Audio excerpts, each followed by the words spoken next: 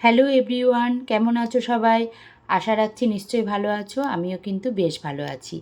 এক আকাশের চ্যানেলের পক্ষ থেকে আমি মধুমিতা আবারও একটি নতুন ভিডিও নিয়ে তোমাদের কাছে হাজির হয়ে গেছি। এখন ঘড়িতে বাজছে 1:30।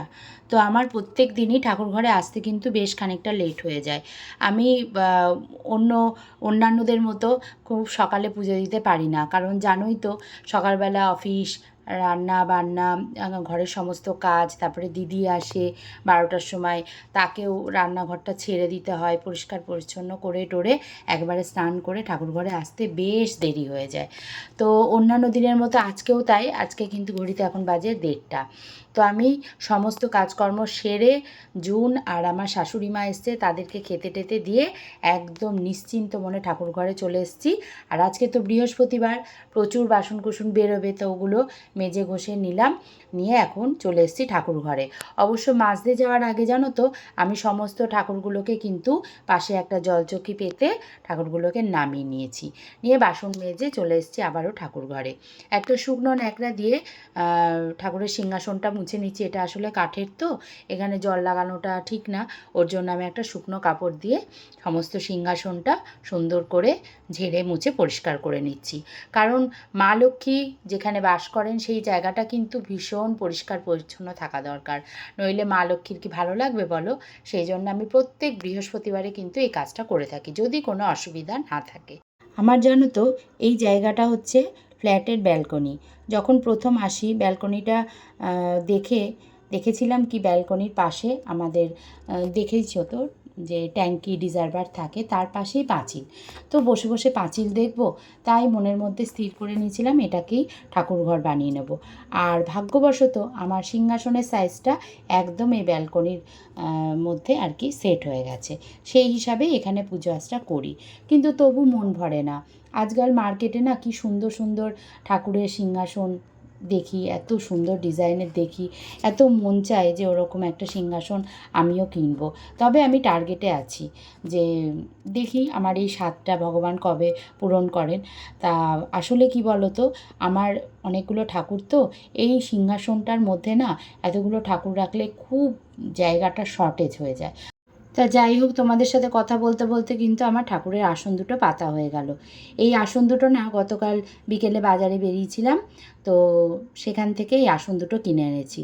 আমার কাছে যে ঠাকুরের আসনগুলো আছে না, ওগুলো বেশ রং উঠে গেছে, আর একটু পাড়গুলো ছিঁড়ে ছিঁড়েও গেছে, তার জন্য ওগুলো বাতিল করে দিয়েছি। এখন বেশ কিছু আসন আরও কিনতেও হবে। তো আজকে যেহেতু আমি আসন চেঞ্জ করব, ওই ভেবেই গতকাল দুটো আসন কিনে এনেছি। এখন আস্তে আস্তে ঠাকুরগুলোকে সুন্দর করে ধুয়ে মুছে জায়গা মতন রেখে দেবো। আর আজকে কিন্তু সব ঠাকুরদের স্নান করাবো না, আজকে শুধুমাত্র লক্ষ্মী ঠাকুরকেই স্নান করাবো। তো চলো ভিডিওটা দেখতে থাকো, আশা করছি ভালোই লাগবে। এবারে চলো মাকে স্নানটা করিয়ে নিই। তো মাকে নামিয়ে একদম রেডি করে নিয়ে চলে এসেছি, স্নান পাত্রের মধ্যে বসিয়েও দিয়েছি স্নান করাবো বলে। তার আগে মাকে একটু পীতম্বরী পাউডার দিয়ে মুখ, গলা, হাত একটু ডলে দিচ্ছি, কারণ মায়ের মুখটা না একটু কালো হয়ে গেছে। আসলে সিঁদুর পরায় তো, সিঁদুরে সিঁদুরে মুখখানা একেবারে লাল হয়ে গেছে, তার জন্য পীতম্বরী পাউডার দিয়ে ঘষলে না বেশ চকচক করে। আর আমার মায়ের অনেক দিন ধরে দেখছি চোখটা একেবারে সাদা হয়ে গেছে। তো দেখি একদমই সময় পাচ্ছি না, যার জন্য আমি এই কাজটা করতে পারছি না। তবে বাজার থেকে ইচ্ছা আছে দুটো ফেব্রিক কালার নিয়ে আসবো, নিয়ে এসে মায়ের চোখটা আঁকবো, আর সাথে মায়ের কপালে একটু কলকাও এঁকে দেবো। তো দেখো কেমন চকচক করছে। এবার মাকে একটু স্নান করিয়ে নিচ্ছি। স্নান করানোর পরের লুকটা কেমন হয় তোমরা দেখো খালি। তো দেখো আমার মাকে কেমন লাগছে। এবার মাকে একটা সুন্দর দেখে হলুদ রঙের শাড়ি পরিয়ে দিয়েছি, তার সাথে গয়নাগাটি পরিয়ে সিঁদুর পরিয়ে দিয়ে মাকে সুন্দর করে সাজিয়ে দিয়েছি। এবার কিন্তু তোমরা বলবে আমার ঘরের লক্ষ্মী ঠাকুরকে কেমন লাগছে, ঠিক আছে? কমেন্টে জানিও।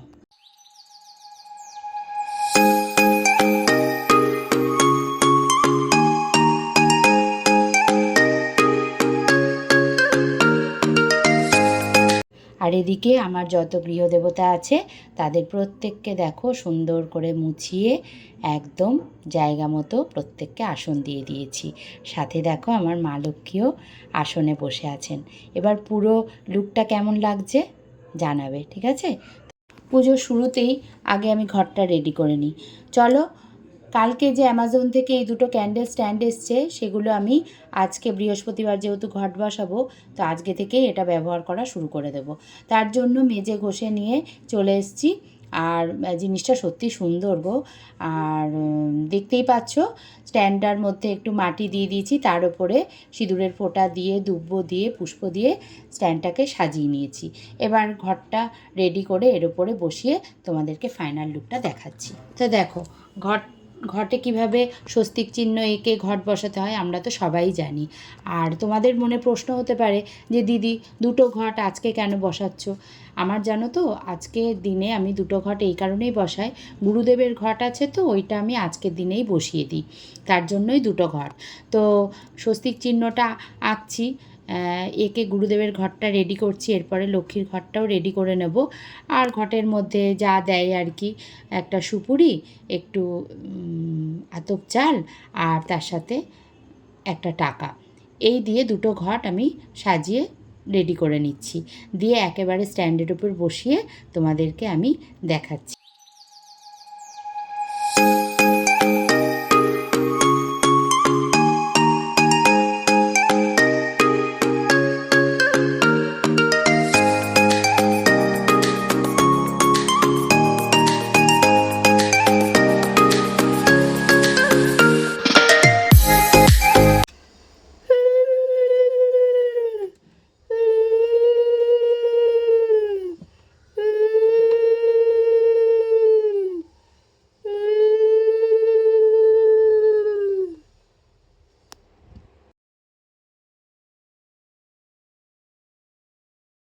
তা দেখো আমার মা লক্ষ্মীর ঘট আর এদিকে গুরুদেবের ঘট দুটোই কিন্তু বসিয়ে দিয়েছি উলুধ্বনি দিয়ে।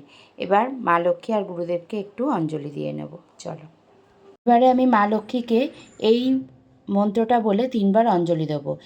স চন্দন পুষ্প বিল্লপত্রাঞ্জলি নমো লক্ষ্মী দেব্যই নমো নমঃ বলে 3বার মাকে অঞ্জলি দিয়ে দেবো।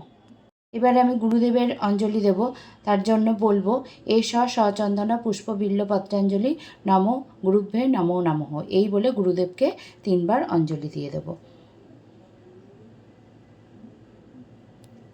ওং অখণ্ডমণ্ডলাকারং ব্যাপ্তং যেন চরাচরং তৎপদং দর্শিতেন তস্मै শ্রীগুরুবে নমঃ।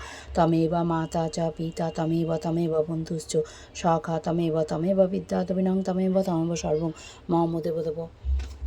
আমি মা লক্ষ্মীর প্রণাম মন্ত্র বলবো। ওং নমস্তে সর্বদেবানাং বরদাসী হরিপ্রিয়ে জাগতিস্তৎ প্রপন্নানাং স্বামী ভূত ততজ্জনত।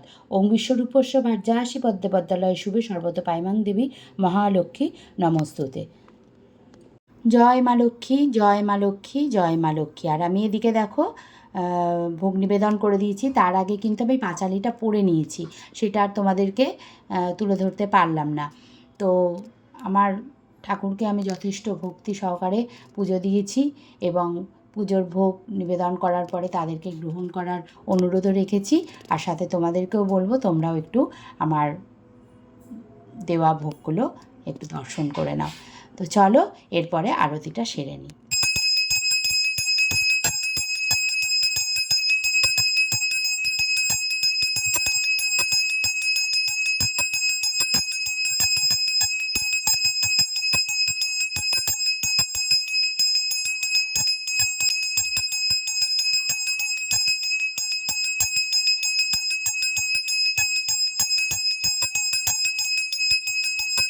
এরপরে ক্ষমা প্রার্থনা করে নেব। ওং যদক্ষরং পরিভ্রষ্টং মাতৃহীনস্য যদ্ভবেৎ পুণ্যং ভবেতু তৎসর্বৎ প্রসাদৎ সুরেশ্বরী। তো এই বলে আমি মায়ের কাছে ক্ষমা চেয়ে নিয়ে সমস্ত দেবতাদের কাছে ক্ষমা প্রার্থনা চেয়ে আমার পুজোটা যেন তারা গ্রহণ করেন এবং আমার কোনো ভুল থাকলে নিজ গুণে যেন ক্ষমা করে দেন। তো এই বলে আমি আজকের মতো ভিডিওটা ঠাকুরঘর থেকেই শেষ করলাম। দেখা হচ্ছে নেক্সট ভিডিওতে।